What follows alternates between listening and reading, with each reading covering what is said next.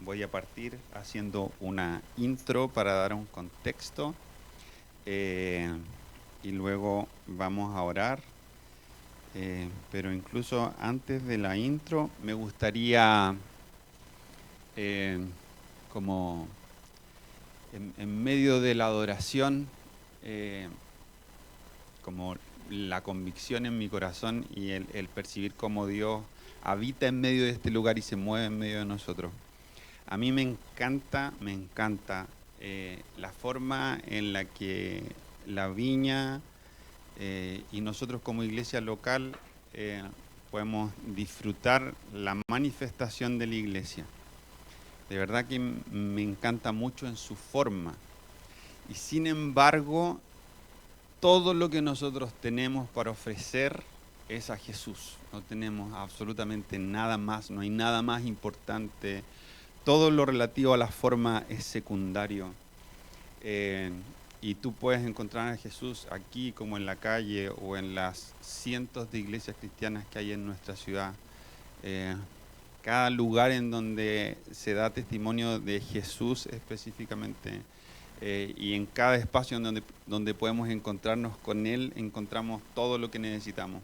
Así que si bien yo amo profundamente este lugar, esta forma, queremos nunca perdernos respecto de que no creemos tener algo especial distinto a ninguna iglesia, porque lo único que da sentido y lo único que verdaderamente transforma, infunde vida, aliento, gozo, sana, es Jesús mismo. Y es a Él a quien queremos predicar. Y nosotros como iglesia, desde el año pasado, este 2024 fue un año de muchos hitos en muchas cosas. Una de ellas importante es que fuimos nombrados oficialmente como una iglesia Viña dentro del Movimiento Nacional de Iglesias Viña. Antes de eso éramos un proyecto. Y el 2024 por primera vez hicimos algo que vamos a hacer a partir de mañana, que es tomar un receso durante el verano de 2 semanas, 2 y media básicamente, porque volvemos el siguiente domingo. Tenemos 2 domingos que no hay reunión y el siguiente hay reunión. Entonces, antes de compartir específicamente eso, quería solo a modo de sumario decir que muchas de nuestras actividades de lo que va a ser el 2025 van a comenzar en abril. Porque estamos todavía procesando las cosas que Dios nos dijo e hizo en medio nuestro el 2024 y no queremos arrancar como bajo la presión de que hay que hacer una carta GAN para este año sin tener la convicción de que Dios está trayendo un matiz que sea propio de lo que Él quiere para nosotros este año. Y sin embargo, marzo lo tenemos súper sobrevendido ya. Y estamos súper contentos de eso. El 2 de marzo tenemos programado bautismos. Luego, dentro de la semana siguiente, cuando hicimos esto de salir a repartir cenas en Navidad, Dios superó tanto nuestras expectativas de lo que económicamente podíamos reunir para eso, que nos quedó harta plata para volver a salir en marzo. Ya tuvimos una reunión con la Pau y con Huguito. No le hemos puesto fecha específica porque la Pau y Huguito se casan en marzo. Entonces, no queremos poner presión sobre presión en este momento específico, pero dentro del mes de marzo hicimos un balance, vimos todo el dinero que todavía hay para eso, queremos ejecutar ese dinero rápido. Y luego, el día 23 de marzo, vamos a tener nuestra celebración de aniversario y vamos a estar todo el día en Maturrayén. No sé quiénes se acuerdan del lugar donde hicimos los bautismos el año antepasado, que es como un centro de eventos que queda en Metrenco, muy bonito, que tiene jardines muy grandes, tiene piscina y ahora tiene un salón así muy bacán. Vamos a poder estar todo el día ahí, luego vamos a ir enviando los detalles de esto, pero les anticipo para que guarden la fecha, porque precisamente como 2 semanas y fracción vamos a estar en receso, que desde ya puedan apartar el 23 de marzo. Y para esa fecha ya tenemos confirmadísimo a nuestro pastor Ale Ruz y su esposa La Ruti para estar con nosotros ese día. Y eso para nosotros es siempre una alegría extraordinaria. Yo tengo muchísimas expectativas de lo que va a ser ese tiempo. Y a la luz de eso, del hecho de que ahora nos metemos en un tiempo de receso, quiero compartir una reflexión bien sencilla a ustedes de una dinámica que se describe y se repite en la Biblia respecto de cómo Jesús manejaba sus relaciones, tanto entre la multitud y la soledad, y cómo eso modelaba relaciones profundamente saludables en Jesús con individuos y con grupos pequeños. Repito un poco la idea porque esto es lo que voy a hablar. Cómo, tomando a Jesús como modelo y la Biblia que describe la manera en que él se desenvolvía relacionalmente con las personas, encontramos una forma de relacionarnos con grandes grupos y de estar solos, y la manera en que eso impacta el cómo nos relacionamos con individuos y con grupos pequeños. El día de ayer falleció un tío mío, papá de la Jani, y fui a un servicio en la Alianza en Dinamarca y habían invitado al director presidente del Consejo de Pastores. Y él predicó un mensaje evangelístico, habló de Jesús explícitamente en medio del el culto por el fallecimiento, habló de Jesús e invitó a la gente a conocer a Jesús a través del mensaje. Y en la introducción hizo una referencia a que él tenía 3 hijos varones y estas dinámicas de los niños de jugar a identificarse con un superhéroe. Yo quiero ser este superhéroe por esta característica que me impresiona. Y de forma inmediata yo pensaba en cómo transmitir de pronto a otros esto de que Jesús es mí y es nuestro superhéroe, sin ser ñoño en dejarlo así como que es mi superhéroe porque es lo máximo, sino en advertir que él tiene de manera real, no solo porque es un personaje histórico, a diferencia de la ficción, sino porque efectivamente las cosas que él ha hecho, las que hizo, las que hace y las que hará, superan cualquier ficción posible, cualquier cosa que nos podamos imaginar.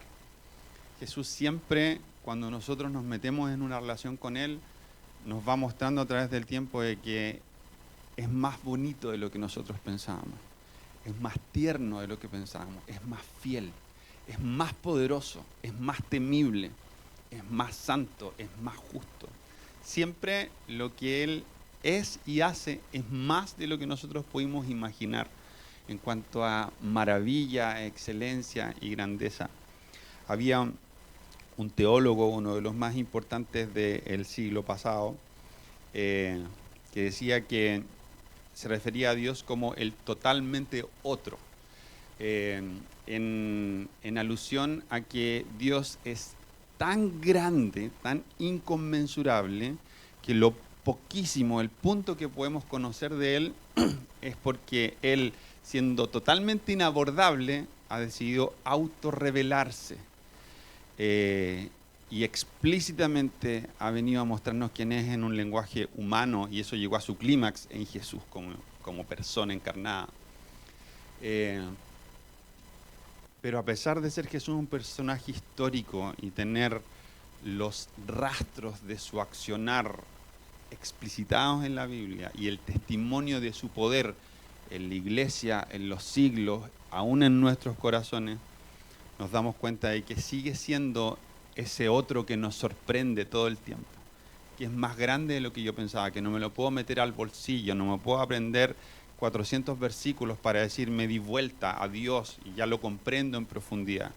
Yo creo profundamente que cuando estemos en el cielo, cuando se acabe la historia, que es nuestra esperanza, en un momento la historia termina y la realidad es transformada porque Él irrumpe de forma definitiva y lleva a su consumación todo lo que ha dicho y nos ha anticipado la Biblia. Cuando estemos en el cielo cara a cara con Él, Pablo dice en Corintios que ahora nosotros vemos como por un espejo, los espejos de la antigüedad, medios charchas, así que se veía medio borroso.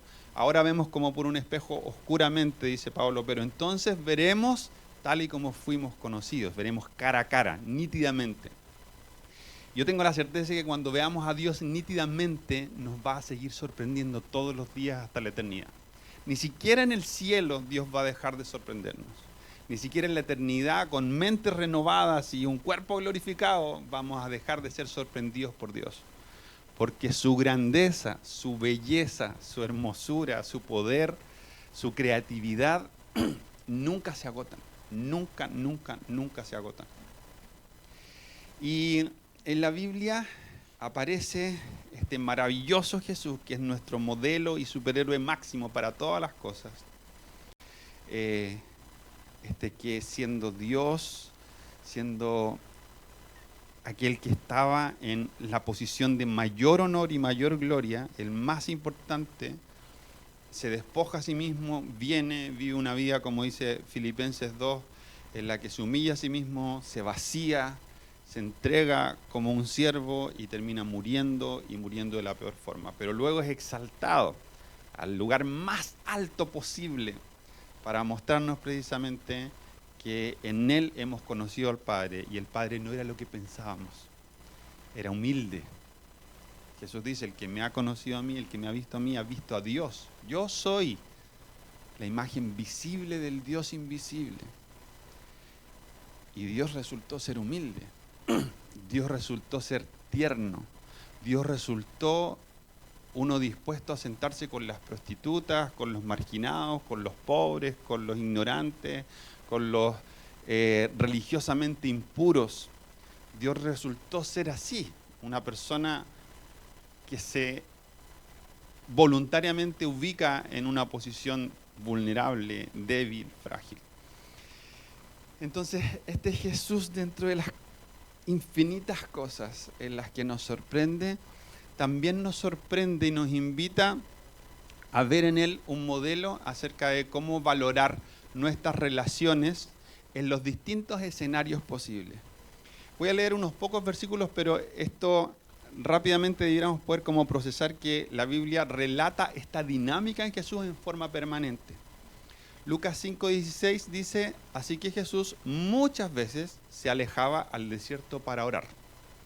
Sabemos que los evangelios también dicen que Jesús antes de empezar su ministerio estuvo 40 días en el desierto, pero eso no fue todo el desierto que hubo en la vida de Jesús, sino que muchas veces Él volvía al desierto para estar a solas con el Padre. Marcos 1:35 al 37 dice, a la mañana siguiente, antes del amanecer, Jesús se levantó y fue a un lugar aislado para orar. Más tarde, Simón y los otros salieron a buscarlo. Cuando lo encontraron, le dijeron, todos te están buscando. Si uno se acuerda de esta historia de la mujer samaritana que iba a buscar agua al momento donde el sol arreciaba más duramente para evitar a las personas, Jesús hacía lo mismo, pero para el otro lado, iba cuando no había sol todavía, para tener tiempos a solas. Y ni siquiera los más cercanos, Pedro era de los más cercanos de Jesús, sabían dónde se encontraba, porque él atesoraba y apartaba esos tiempos. Y Lucas 9:18 al 20 dice, cierto día Jesús se alejó de las multitudes para orar a solas. Solo estaban con él sus discípulos y les preguntó, ¿quién dice la gente que soy? Bueno, contestaron, algunos dicen Juan el Bautista, otros dicen Elías, y otros dicen que eres uno de los antiguos profetas que volvió de la muerte. Entonces les preguntó, ¿y ustedes quién dicen que soy? Pedro contestó, tú eres el Mesías enviado por Dios. Vemos una constante en estos tres pasajes de Jesús retirándose para estar solo, pero el último nos amplía un poco el panorama de los distintos escenarios en cuanto a volúmenes de personas con los que Jesús se relacionaba. Y encontramos que Jesús se alejó de las multitudes para estar a solas y que solo estaban con él un grupo pequeño. En el pasaje anterior encontramos a Pedro buscándolo y teniendo una conversación con él a solas. Sabemos que Jesús acostumbraba estar en medio de multitudes, El ministerio de Jesús, de 2 años y medio a 3 años y medio aproximadamente, tuvo una curva ascendente de popularidad hasta que esa popularidad se desplomó de manera brutal y finalmente fue crucificado. Pero en la primera parte de su ministerio, tanta gente lo seguía al ver las maravillas y señales que hacía de parte de Dios, que rápidamente, después de un par de meses de iniciar el ministerio, tuvo que empezar a reunirse con las personas afuera de las ciudades, porque en las ciudades ya no era posible, la gente se agolpaba en tal cantidad que era necesario ir a los lagos que estaban cerca, a los campos que estaban cerca, para que la cantidad de gente que lo seguía pudiera estar con él. Y hay testimonios específicos de cuando Jesús, por ejemplo, alimentó a 4.000 personas, o en otra oportunidad a 5.000 personas. En un contexto de conteo machista, además, ¿cierto?, de la cantidad de individuos, porque había mujeres y niños que no estaban contados dentro de esos 4.000 y 5.000. Pero fue una constante el que Jesús estuviese con multitudes. Hay momentos en los evangelios en que se narra que Jesús sanó a todos los enfermos que habían ido a encontrarse con él. Entonces, muchas veces Jesús interactuaba con multitud de personas, pero también muchas veces estaba a solas con el Padre y muchas veces buscaba tiempos especiales para estar a solas con sus discípulos, con aquellos con los que él estaba estableciendo una relación más profunda. Y dentro de sus discípulos estaban los 12, y dentro de los 12 había todavía un círculo más pequeño, que eran 3 personas con quienes él tenía una relación todavía más profunda. Y Jesús sabía desenvolverse profunda, eficaz y sanamente cuando estaba con una persona, cuando estaba con 3, cuando estaba con 12, cuando estaba con los 120 que iban con él para un lado y otro acampando, y cuando estaba con 4.000, 5.000 o 10.000. Y el secreto de esto es no solamente estar a solas con Dios, sino saber moverse y valorar que en la multitud hay algo que Dios quiere hacer que es profundamente valioso y de lo cual yo no debiese abstraerme. Por eso que la iglesia es tan profundamente valiosa. Cuando algo es valioso, cuando algo es bueno, las multitudes lo siguen. Cuando un espectáculo de música es de una calidad increíble, es probable que las entradas se vendan muy rápido. Hoy también se venden muy rápido entradas para algunas cosas de muy baja calidad, sí.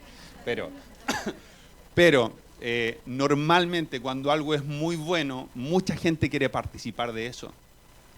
Y cuando hay un testimonio de que Dios está haciendo algo en una parte, que tú vas y hay algo indescriptible que está pasando y que tú lo percibes, tú luego le dices a otro, mira, quizás como esta historia del ciego de nacimiento que está en Juan 9, que él termina dando este testimonio.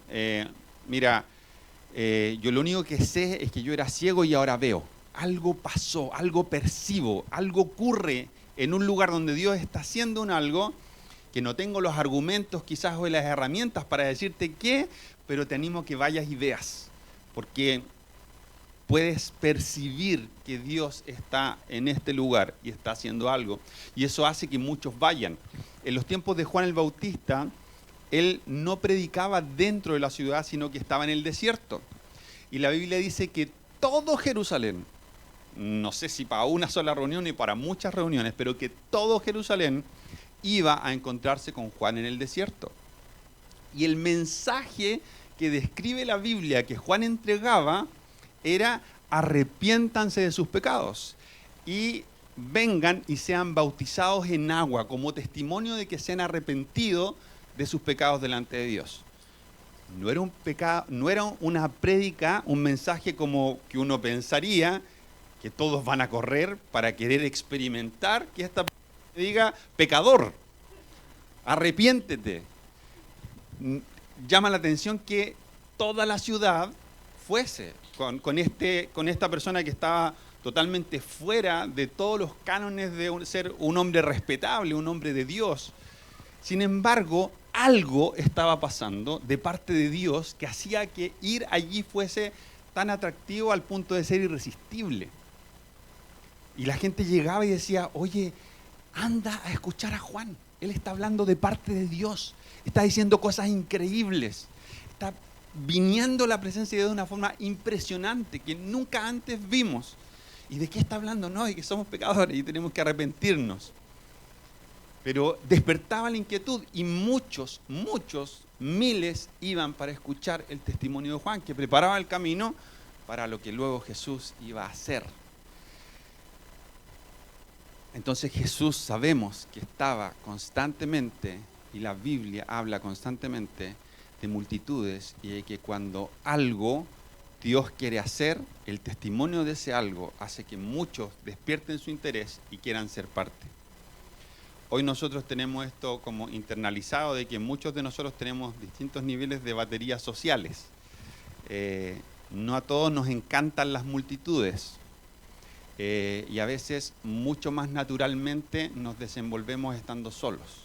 Y como que me hace todo el sentido ir al desierto o al cerro o a un parque nacional para conectarme. Y encontramos en redes sociales gente sin una idea de Dios, pero que te dice voy a desconectarme para conectarme.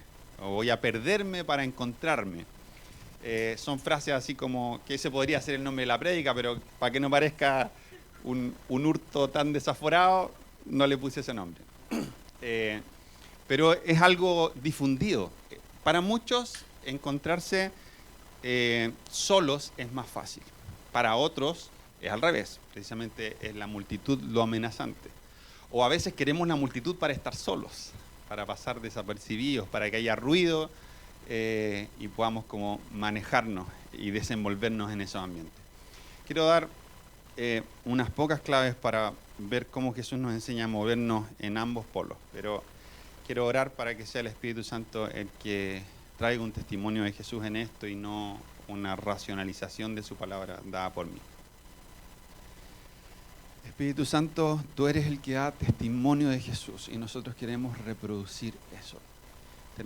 Tener nuestro corazón dispuesto para recibirte, para recibir el testimonio que tú das de Jesús a nosotros, para poder escucharte, para poder ser humildes, para poder estar atentos y para que tu palabra produzca fruto en nuestro interior, un fruto que eche raíces profundas y que luego se manifieste hacia afuera y llegue a ser visible.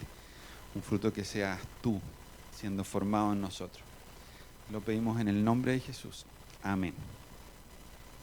Amén.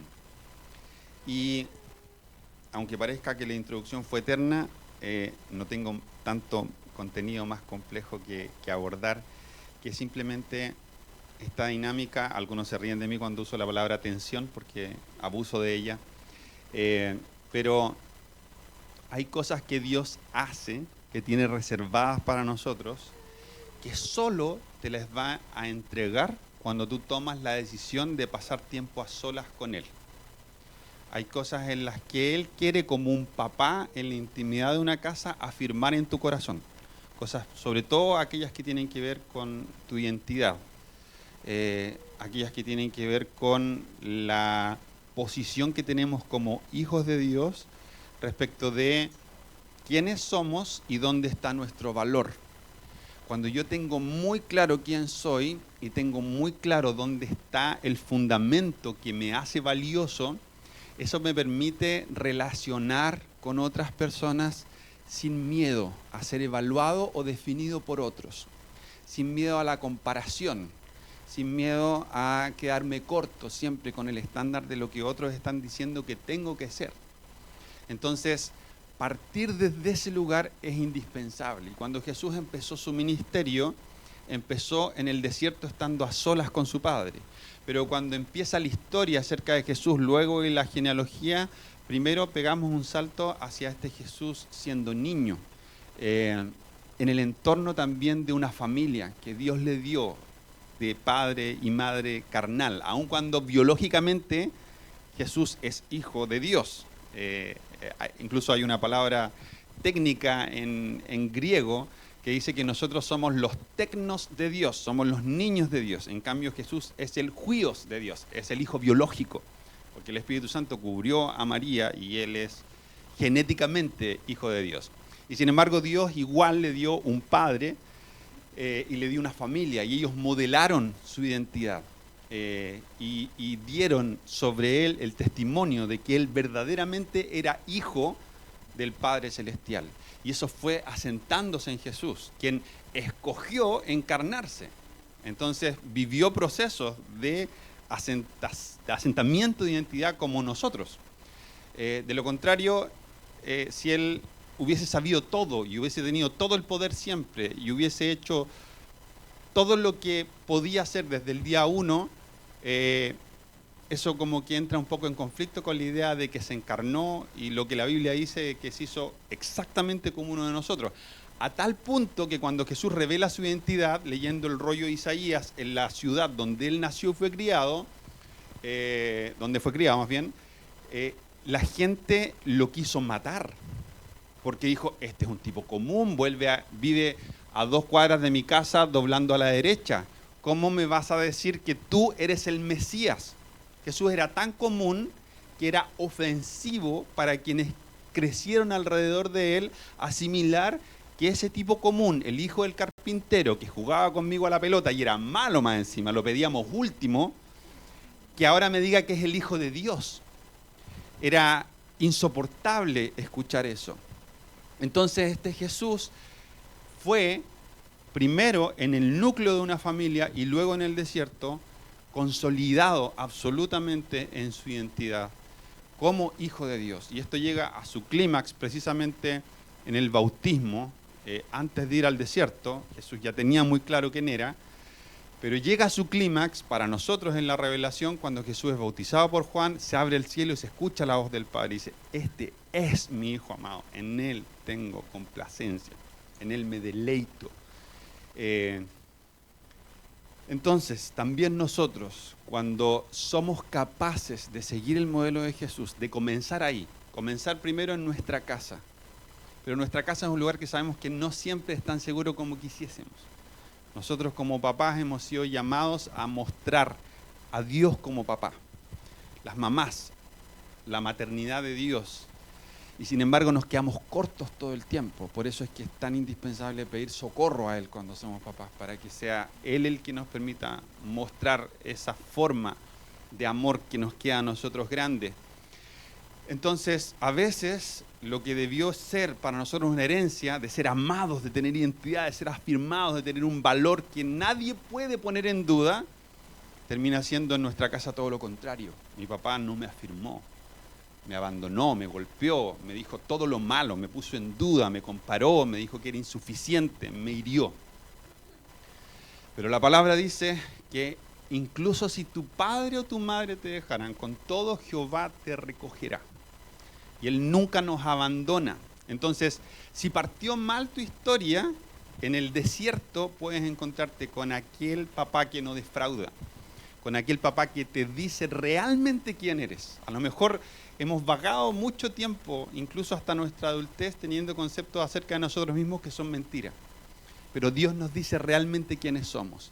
Y cuando yo sé quién soy, y cuando tengo la capacidad de moverme en una misma semana desde la soledad y estar cómodo en la soledad, porque sé dónde está mi valor, sé quién soy, no necesito estar rodeado de personas que me digan que soy valioso, y que me digan que soy valioso porque tengo un título, porque tengo X cantidad de lucas, porque tengo algo que ofrecer, porque tengo un talento, o en mi caso porque soy tremendamente guapo, por ejemplo.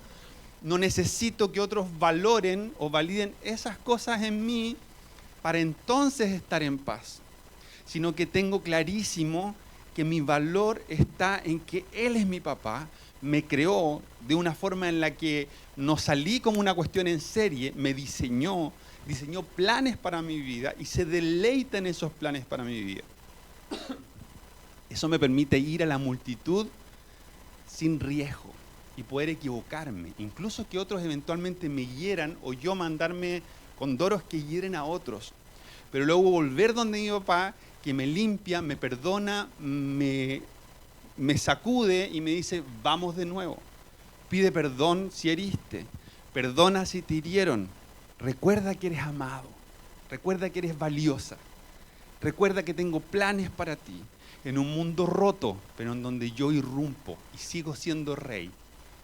Estoy contigo, Puedes volver a exponerte a la multitud. Puedes volver a ir a la iglesia si te hirió en el tiempo. Puedes volver y pedir perdón si tú heriste a otro, si eras líder de algo y le embarraste. Puedes volver, puedes pararte otra vez. Y en la multitud va a pasar esto. Nuevamente hay cosas que Dios hace que solo tiene reservadas para nosotros en esos espacios de multitud. Y a veces nosotros nos polarizamos y creemos que podemos experimentar a Dios en plenitud en la mía, a mi manera, en mis ritmos, en mis tiempos, en el lugar que yo elijo, porque Dios llena toda la tierra, Él conoce mi corazón, yo no necesito a otros para experimentar a Dios. Y resulta que eso es cierto, Dios llena toda la tierra, está en todas partes, puedo conectarme con Él solo, en el baño, en la micro, en el auto, en el trabajo, es verdad, pero hay cosas que Dios se reserva para entregarte en comunidad, para entregarte en multitud. A veces te va a afirmar en identidad en la intimidad de tu casa. Otras veces va a venir otro que no sabe nada de ti y te va a decir, veo esto sobre tu vida y siento que Dios me está diciendo que tú eres así. Y va a ser a través de otros que el Espíritu Santo va a afirmar mi identidad y va a permitirme recibir lo que Él quiere proveer para mi corazón, para sanar, para fortalecer, para crecer, a veces incluso como para traer dirección a mi vida. Te veo jugando con niños. Justo estaba pensando si ser parvulario o mercenario. Entonces tengo una ruta, no voy a matar multitudes, sino que voy a ser parvulario mejor. A veces el Espíritu trae dirección. Afirma tu identidad y trae dirección y trae propósito. Y eso lo hace muchas veces en comunidad. Entonces Jesús hacía estas cosas muchas veces el mismo día. Se levantaba antes que saliera el sol para irse a un jardincito y estar solo con papá. Porque el día anterior quedó reventado de cansancio, con los pies rotos, quizás herido por cuánto tipo de cosas que Jesús escuchaba. Todo el tiempo Jesús era bombardeado con palabras ácidas. En un momento Jesús encomienda a sus discípulos y les dice, chiquillos, los envío al mundo, pero les advierto, si al maestro de ustedes, al líder, al papá de la casa, le dijeron que era Belcebú, el príncipe de los demonios, no esperen algo distinto para ustedes. Porque a Jesús lo trataron sistemáticamente mal. Y muchas veces yo me imagino a Jesús levantándose cansado del día terrible que tuvo ayer, muy temprano para decirle, Señor, voy contigo de nuevo hoy, pero necesito que ahora vuelvas a sanarme, vuelvas a limpiarme del polvo, de las agresiones, de las heridas, y me digas, vamos otra vez juntos, vamos otra vez, estoy contigo, eres mi hijo amado en quien tengo complacencia. Y cuando nosotros estamos disponibles para recibir y para dar y para encontrarnos, estando en la iglesia como estando solos, estando en la valorización de la comunidad como en la valorización de que en la intimidad hay tesoros también, eso nos habilita para tener relaciones sanas. Cuando yo no soy capaz de estar en paz estando solo, le va a costar a otros estar conmigo. Me va a costar estar sano y libre y no sentirme evaluado. El que no está tranquilo estando solo, está en un grupo y siente que lo evalúan, que lo miran, que lo menosprecian, que lo marginan, que lo envidian. Una gran lista de cosas incorrectas, de baja autoestima o de sobreestima propia. Pero cuando yo no sé quién soy, la multitud es amenazante.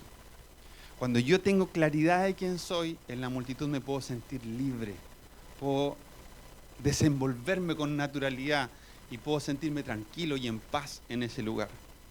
Y cuando yo experimento la provisión en estos dos lugares, entonces estar en un grupo pequeño es fácil y puedo ser yo mismo. Es fácil y puedo establecer relaciones profundas. ¿Por qué? Porque las relaciones profundas son precisamente quizás el tipo de relación más amenazante de todas. Es fácil estar solo y es fácil estar en la multitud mintiéndome a mí mismo. Puedo estar solo pero lleno de ruido en mi cabeza.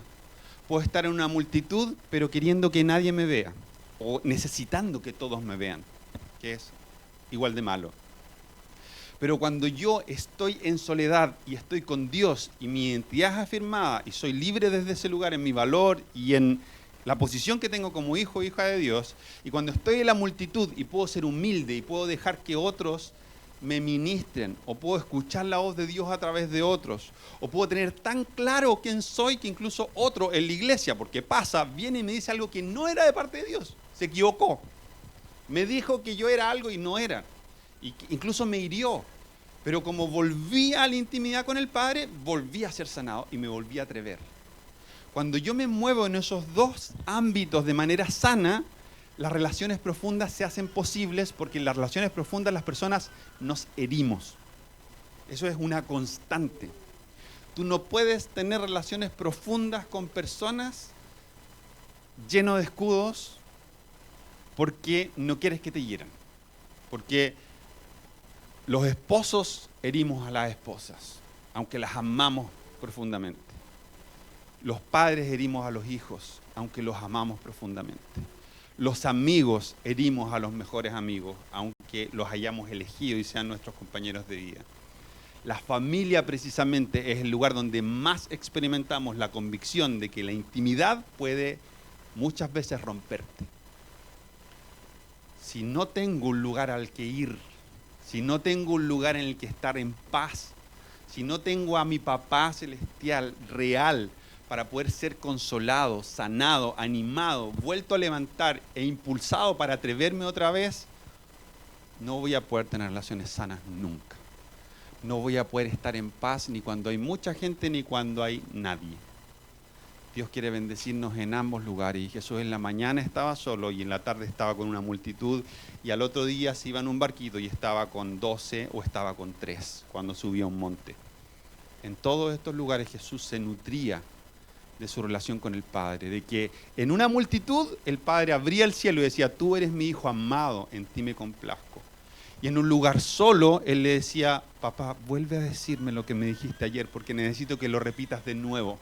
Estoy tan cansado, me siento tan herido, tengo tanto miedo que necesito que me vuelvas a decir que soy tu hijo amado y que te deleitas en mí. Entonces, ahora que tenemos un tiempo sin iglesia desde las actividades formales, nos enfrentamos a dos cosas. Por un lado, el desafío de estar solos. Esto es algo que cada uno libremente escoge, no es que podemos imponer una tarea de que como no hay culto, cada uno tiene que llegar con una tarjetita de que oró 70 horas estas 2 semanas que no estuvimos juntos. Esto es una invitación solamente, desde el sentido de que cada uno escoge si lo toma o no lo toma. Pero yo puedo sentir que necesito descansar de la iglesia, porque la iglesia me agobia, y desde esa perspectiva sentir que la iglesia no es ni tan valiosa ni tan importante, o puedo decir mis vacaciones, la semana que voy a tomar, o la necesidad de descanso que tengo, la voy a invertir en conectarme con Dios más profundamente, porque he llegado a creer que el tipo de descanso que Él da supera cualquier descanso que yo pueda proveer para mí mismo a través de un hobby o de un paseo o todas estas cosas que están buenas, están totalmente buenas, pero no se comparan con el descanso y la paz que vienen de parte del Espíritu de Dios a través de seguir el modelo de Jesús de habitar con papá, de dejarnos modelar por Él. Y la última cosa, la segunda cosa, es que la iglesia, nosotros en La Viña tenemos un concepto de iglesia que es como un poquito sutil, pero totalmente bíblico, no una cuestión sacada de un sombrero. Y es este. Tú le preguntas a una persona 50 años atrás qué es la iglesia y te va a decir la iglesia, mira, hay una iglesia ahí 3 cuadras a la derecha, tercer edificio, esa es la iglesia tanto y un nombre. Y va a identificar la iglesia con un edificio. Digo 50 años atrás porque hoy tú le preguntas a la gente qué es la iglesia y muchas personas te van a decir que la iglesia no es el edificio, sino que son las personas. Pero esto ha sido matizado con un enredo raro asociado al individualismo. Y hemos terminado diciendo la iglesia soy yo. Yo soy la iglesia. Claro, porque la Biblia sí enseña que yo soy cuerpo de Cristo, que el Espíritu Santo habita en mí. Eso es una verdad, pero es una verdad a medias.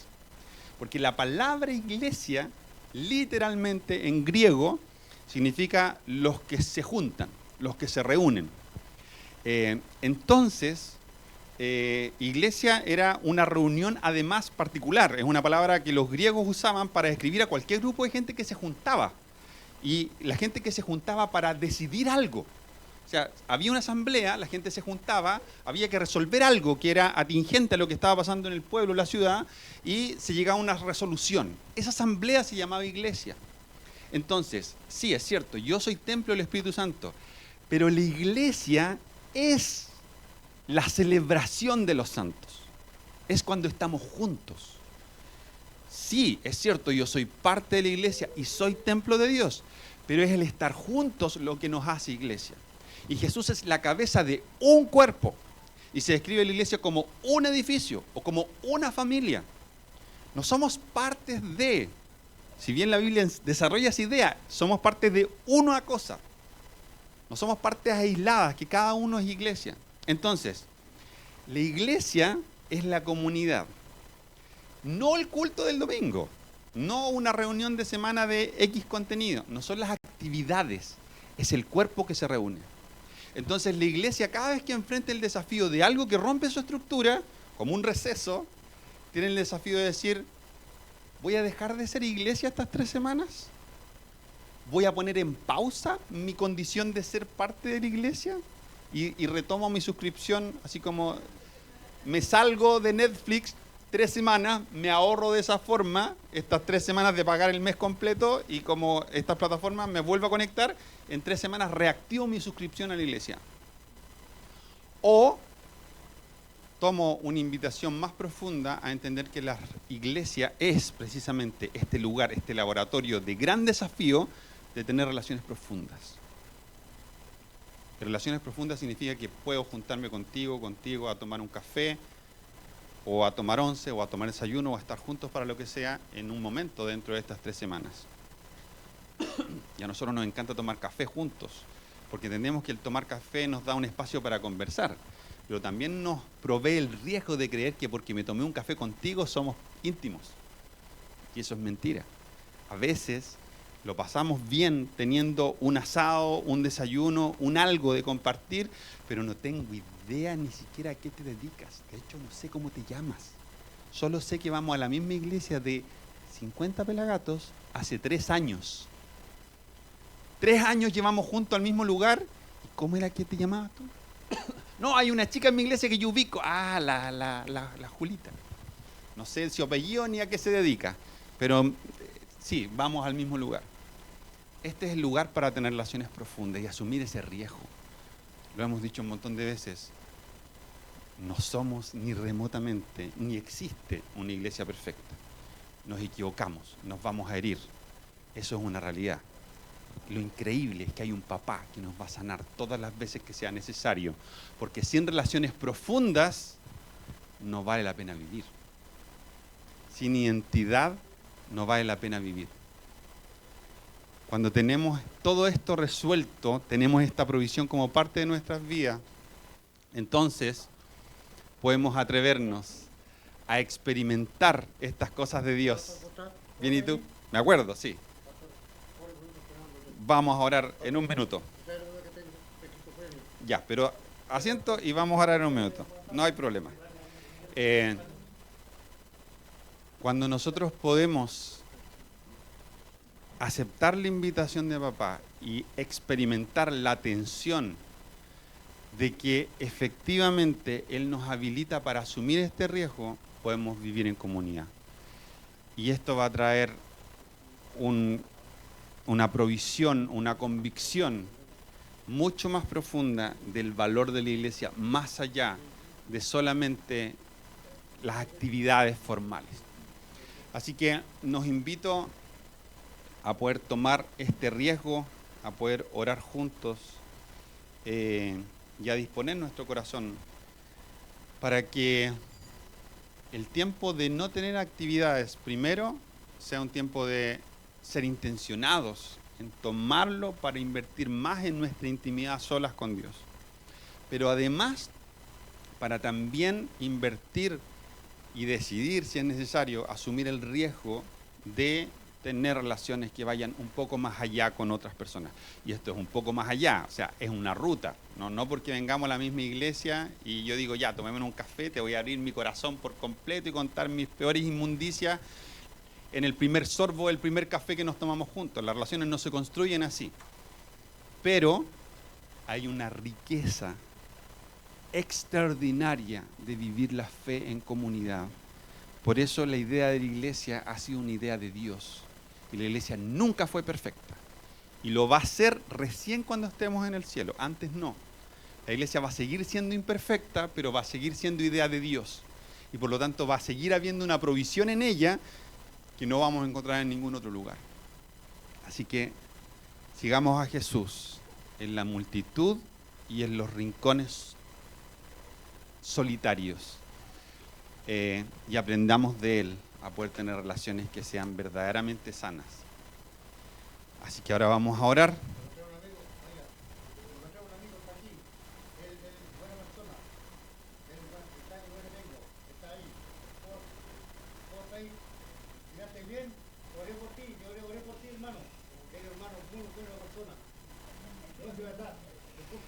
Es verdad que Miguel nos habló de Martín la vez anterior que conversamos, sí. Tiene en alta estima a Martín.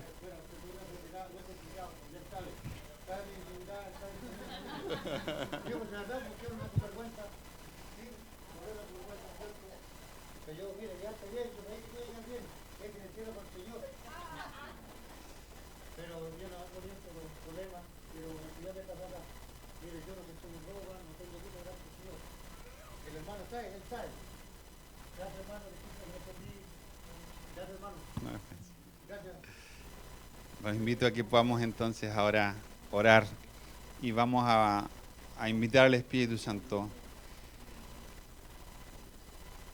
para que efectivamente Él nos anime, nos invite.